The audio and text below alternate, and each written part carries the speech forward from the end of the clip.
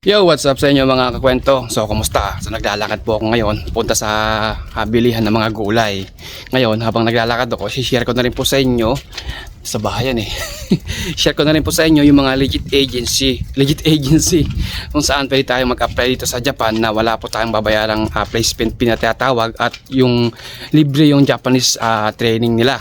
So, para mas maka-double assure po kayo, pwede nyo pong i-check ito sa POEA yung license number nila kung accredited pa ba tong agency na to, na license pa ba siya, ha?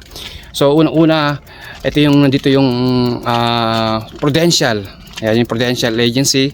Ipaplex ko na lang po sa screen yung pong mga FB page nila para mas madali nyo mahanap sa Facebook, para mas madali nyo silang ma-contact, ha. Yan nga po yung unang-una, yung Prudential Agency. Nandiyan din yung UNO kung saan ako galing, UNO Agency. Nandiyan din yung IWA o WAIWA Agency. Nandiyan din yung Multi-Resourcement Agency. At yung pong last ay yung First Dynamic Personal Agency. Yan po yung mga lima na yan na legit po talaga na sabi kong nagpapalis ng mga trainee visa papunta dito sa Japan. So yan po yung mga agency na pwede nyo pong check sa POEA kung mas maka-assure po kayo para malaman nyo na legit po talaga. Sila po yung mga free. So yun po yung mga agency na pwede kong i-share sa inyo, ha. Ngayon, kasi marami nagtatanong kuya, anong agency mo? Yung nagbablog anong agency mo? So yan po yung mga agency na pwede kong ma-share sa inyo na pwede nyo applyan. Kung farmers man, construction worker, welder, spray painter, health worker, kung ano-anong mga skilled, yung mga agency na yan, marami po silang hinahanap at patuloy po rin po sila sa hiring. So yun po mga kwento, yun po yung mga top 5 na agency na pwede kong ibigay sa inyo, so pakihanap na lang po sa FB. Madali na lang pong hanapin kasi yung mga logo nila ay in-flex ko naman na. Ngayon, kung gusto nyo pa talagang as in makasure na legit po yung mga yan, i-check nyo lang po yung POEA license number nila para makita nyo doon kung lisensyado pa sila, para makaiwas tayo sa scam. Ngayon, i-share ko naman po sa inyo kung ano naman ba ang pagkakaiba ng trainee visa sa SSW. Ang trainee visa at SSW, malaki po ang pagkakaiba na yan, mga kwento, ha. So sa trainee visa, mga kwento, dito po kasi apply po tayo ng sa agency sa Pilipinas, yung diyan tayo dadaan muna bago tayo maging SSW sa madaling salita. Yan po yung mag-aaral tayo ng Nihongo ng 3 hanggang 6 na buwan, maglalakad tayo ng mga papeles natin, maghahanap tayo ng tutuluyan natin sa Maynila, ha. Ilang buwan tayo mag-aaral ng Japanese language. Yan yung trainee visa. So after nyo ma-select, after nyo mag-aaral ng Japanese language sa Pilipinas, pupunta kayo ngayon sa Japan, so mag-aaral pa rin po kayo ng Japanese language ng 1 month, na.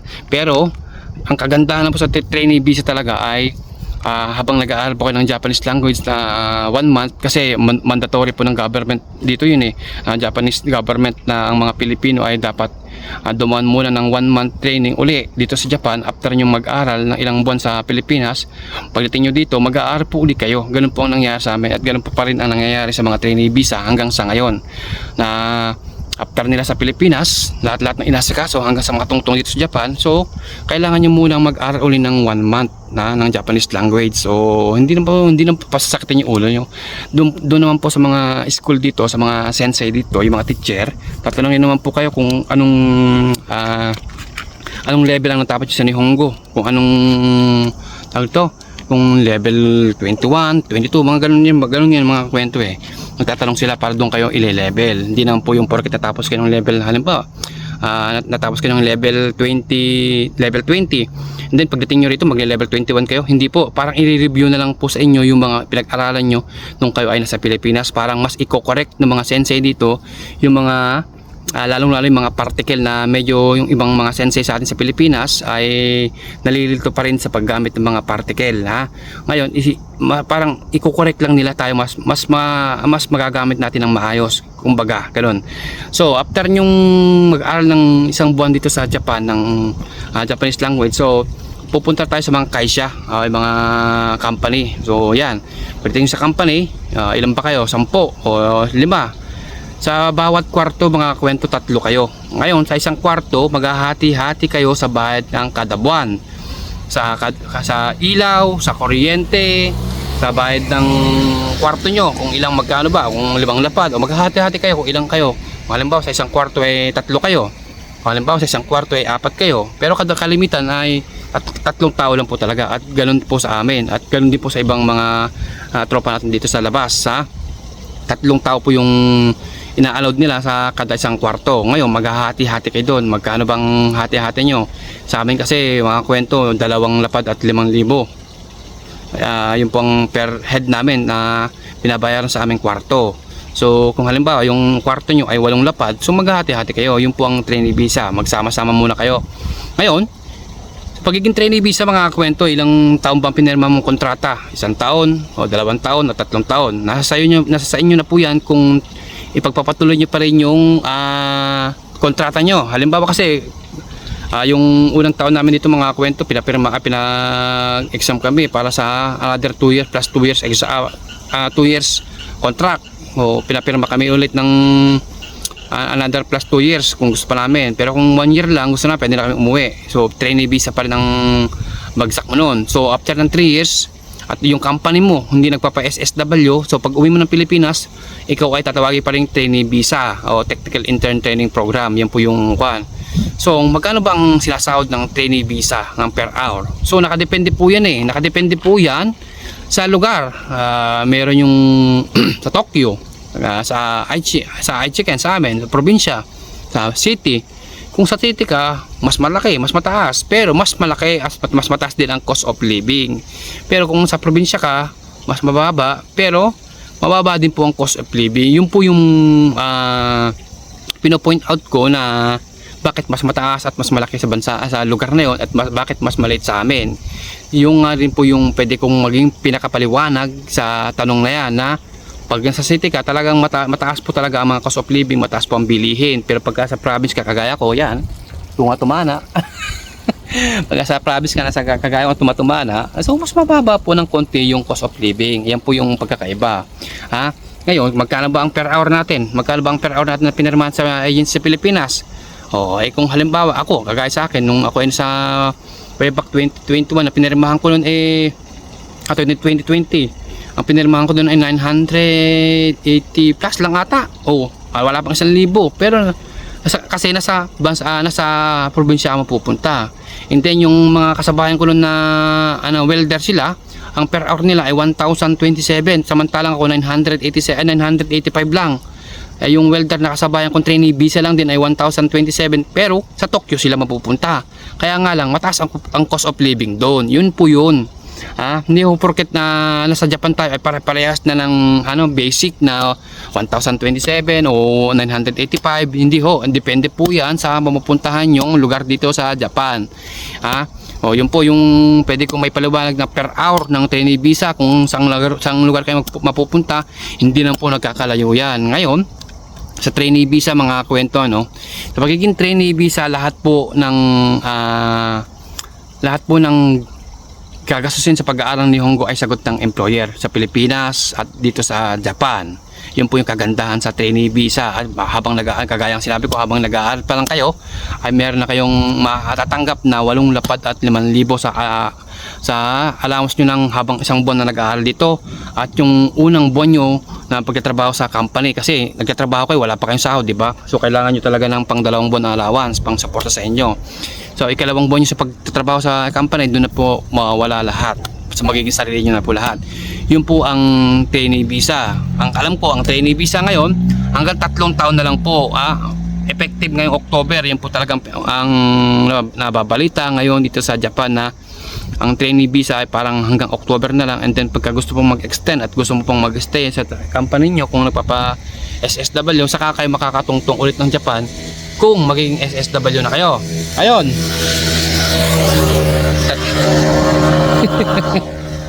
Sige ito. I-share ko nga pala. Ito yung mga kwento. Ako muna patalas-tas. Tingnan yung kanal nila ng mga kwento, di ba? Tingnan yung kanal nila. Wow. Meron ba nakita mga plastic o ano mang maprekta po ng mga plastic bottle dyan? Wala, di ba? Di ba? Linis. Di ba? Linis. So, linis dito. Mga kwento, sarap talaga mag-jogging dito. I-share ko lang. Ngayon, ano naman ang ano naman ang SSW? So bago ko sagutin ito, so shout out muna kay Sir at Senpai Andy. Sir Senpai Andy Teregosa na ngayon ay isa na siyang SSW at siya po ay nasa shipyard na.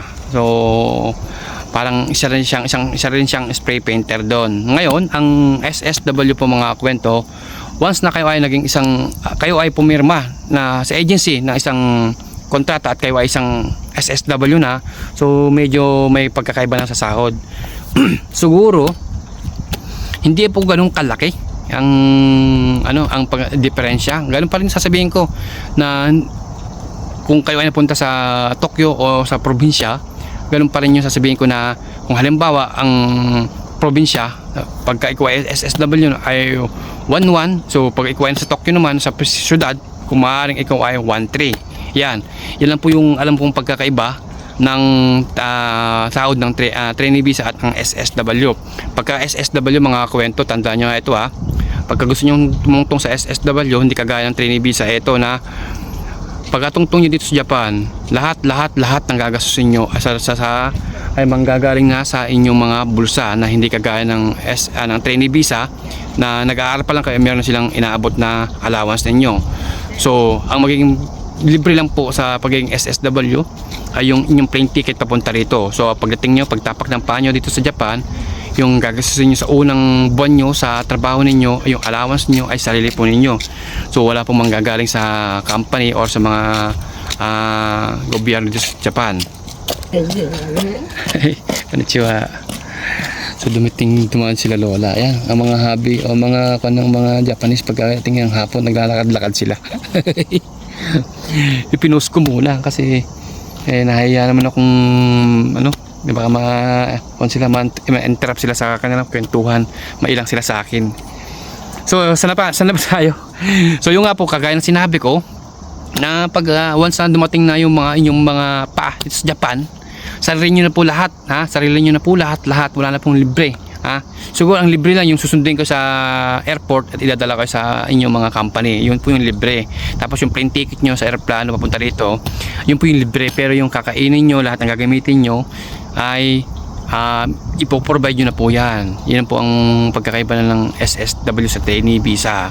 Ngayon yung sa sahod naman na sinasabi ko ay siguro magkakaroon ng diferensya, mga 200 yan lang.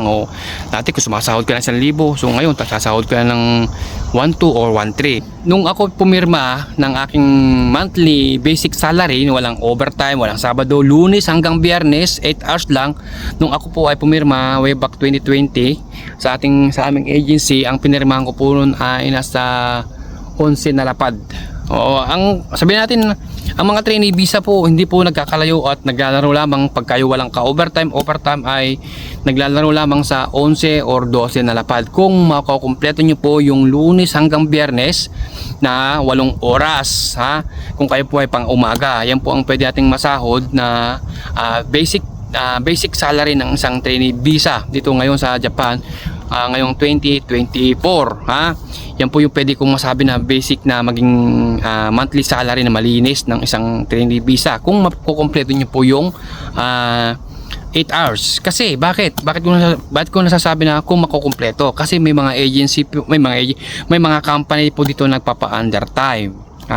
Pagka undertime ka, kung halimbawa 6 hours ka lang, so 6 hours lang po yung babayaran sa inyo. Yun po yung pino-point out ko din na kung bakit kung sinasabi na kung mabubuo yung 8 hours ng Lunes hanggang Biyernes. Kasi may mga company po talaga dito na laging nagpapa-undertime. Minsan 6 hours sila, minsan 5 hours, minsan 7 hours. So yung pong 11 or 12 na lapad, siyempre matik yan, mas mababa na po dyan yung magiging monthly salary natin kung tayo po ay magiging dadaan po tayo sa undertime lagi sa 8 hours. Yun po yung sad to say kung pwede ko ma-share sa inyo. Pero ako, nagiging ko lang ako transparent. Transparent lang ako nakikita. Yung nakikita ko nito, share ko lang sa inyo. Walang labis, walang kulang. Hindi po ko yung kailangan kong idagdagan ito para mas hindi po ganoon. Gusto ko lang talaga kung ano yung nakikita ko nalalaman ko dito sa Japan, yun lang yung gusto kong ilabas sa vlog na to, i-point out sa vlog na to. So yun po yung transparent lang po talaga ako Kaya sa mga nagtatanong, yan po yung pwede ko may sagot. Ngayon, sa SSW naman, kung halimbawa kagaya nga sinabi ko, nung trainee visa ka ay pumapalo ka ng basic mo 11 or 12 na lapad, pang umaga ka 8 hours, 1 week kang Lunes hanggang Biyernes kang papasok 11 or 12 na lapad. Ngayon pagka SSW ka naman na SSW1, siguro papasok ka sa 13 hanggang 14 na lapad, 14 to 15 na lapad, ha?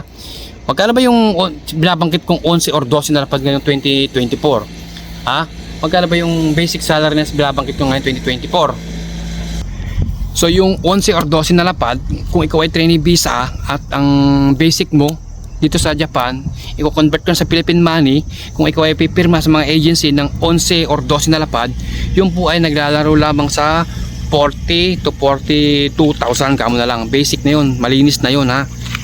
Pag magkatrabaho ka ng Lunes hanggang Biyernes na 8 oras. Ngayon, depende pa rin po yan kung saang lugar kayo mapupunta. Ngayon, kung ikaw ay SSW1 naman na, so magkano naman ang magiging basic monthly salary natin? So kagaya nga sinabi ko, kung kayo may pupunta sa probinsya o syudad dito, so mas malaki o mas maliit sa babanggitin kong monthly salary. Siguro hindi naman po siya nagkakalayo dahil ang alam ko talaga dyan ay, at ang sabi ni Pai Conrad, siya po ay isang SSW na at ang trabaho niya ay welder. So wala pong ka-overtime, Lunes hanggang Biyernes na pang umaga siya, sumasahod siya ng 13 hanggang 14, depende kasi sa araw po yan. Yun po ang pinaka-basic nila. Yun po ang pinaka-basic nila. Ang sinasahod po nila ay 13 hanggang 14 na lapad, walang ka-overtime. Magkano naman sa Philippine money yun? Sa palitan ngayon, ngayong 2024 August, ang siguro 14 yung sa 45 to 47,000 sa Philippine money. Yun pong pwede nyong sahudin na malinis sa SSW. Depende pa rin po yan sa lugar. Kung halimbawa sa probinsya kayo, mas mababa yung cost of living. Pagka sa Tokyo, mas mataas, siguro abot kayo ng 15, mas mataas yung cost of living. Yun naman po yun. Kaya, pero yun po yung pinaka paliwanag ko sa pagdating sa pasahod ng SSW at ng trainee visa. Yan lang po yung pagkakaiba nila. And then pagdating sa kwarto-kwarto, mga SSW dito, mga kwento, kung dati sa trainee visa kayo po ay 3 o 4 naghahati-hati sa isang kwarto, ngayon ang mga SSW naka-separate na po yan, may kanya-kanyang kwarto na po sila. So kayo na po yung magbabayad ng sariling buong kwarto. Kung magkano po babayaran nyo, kayo na po yung magbabayad ng tubig, sarili nyo na po yan. Ang kuryente, sarili nyo na po yan. Yan po yung mga pagkakaiba naman ng trainee visa sa SSW. Sa sahod, ganun din po, medyo may konting pagkakaiba. Sa lugar, siguro sa lugar masasabi ko, di nga, depende sa lugar na pupuntahan ninyo kung mataas yung cost of living at yung mababa yung cost of living. Yan po yung pag-iiba ng SSW. Ngayon, pag SSW po kayo mga kwento, so kung gusto niyo pang another 5 years, kasi SSW, ang alam ko dyan, sabi sa akin ni isang senpai Conrad, ang SSW every year ay pwede na pong umuwi, pero sagot nyo po ang inyong plane ticket round trip, balikan, ha. So, kung halimbawa SSW ka na, so pwede ka na umuwi ng every year. Kung gusto mong bakasyon, 1 linggo, 2 linggo, kung pwede kang magpaalam 2 linggo, pwede kang umuwi na every year, pwede ka na umuwi. Unlike sa trainee visa na kailangan mong tapusin yung 3 years bago makapagbakasyon. Kagaya sa amin, tinapos muna namin 3 years namin bago kami nakapagbakasyon. Ngayon, pag SSW ka na, so 1 year pa lang at gusto mo na magbakasyon, so pwede ka nang magbakasyon kahit na ikaw ang bumili ng plane ticket mo, ikaw ang punta sa may airport na sa malapit sa inyo. So ikaw na lahat, pwede na, basta as long na magpapaalam ka ng maayos sa company. So yun pong kagandahan sa SSW. Ngayon, after ng SSW1, meron kami tinatawag ng SSW2. So hindi ka pwedeng mag SSW2 nang hindi mo agad hindi ka tumatapak ng pagiging SSW1. So kung saan doon na naman mas malaki na naman po yung chance natin na mas mapataas na naman yung per hour natin o sahod natin dito sa Japan, ha?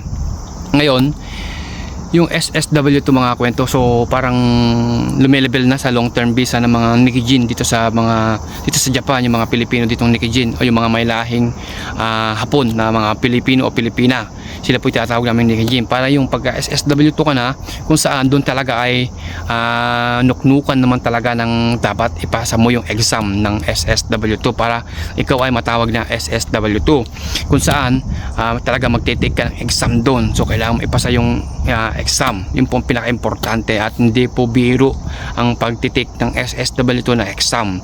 So kailangan mo talaga magpukpukan ng review, yun po talagang kaakibat naman, yung balikat, ang tawag doon, yung pinaka-risk mo, pinaka-magiging pader na dapat mong tahakin yung exam ng SSW2. Yun po, yung trainee sa trainee visa at SSW1. So ngayon, ang sabi pa ni Pai Andy ay ang SSW1, pag halimbawa ikaw ay natapos ng 3 years, so medyo mababa daw pala ang per hour mo dito sa SSW1 sa madating mong company kapag ikaw ay 3 years ang natapos mo sa company. Ngayon, kung ikaw ay 5 years, kagaya ni Pai Andy, nasabi niya na 5 years siya at yung kasabay niya ay 3 years lang mga tapos dito sa mga company dito, so mas mataas daw po siya ng konti sa naging pasahod sa kanya per hour, kasi yung kasama niya mga 3 years lang natapos, and then siya 5 years yung natapos niya, so mas mataas ng konti yung per hour niya kasi mas mataas yung mas mahaba yung naging experience niya bilang isang trainee visa kaysa sa mga kasama niya. So mas mataas ng siguro 50 yen. Yung mas ganun lang daw po yung kataas yung tinas ng konti ng sahod niya kaysa sa mga kasama niya na para silang SSW1. So sa mga gustong mag-comment lang po kayo at pipilitin natin sagutin niya, kagaya ng etong tanong na itong dati ay nakalimutan ko na kung sino nagtanong ito. So yan po yung pwede kong maisagot bilang isang trainee visa versus sa isang SSW1.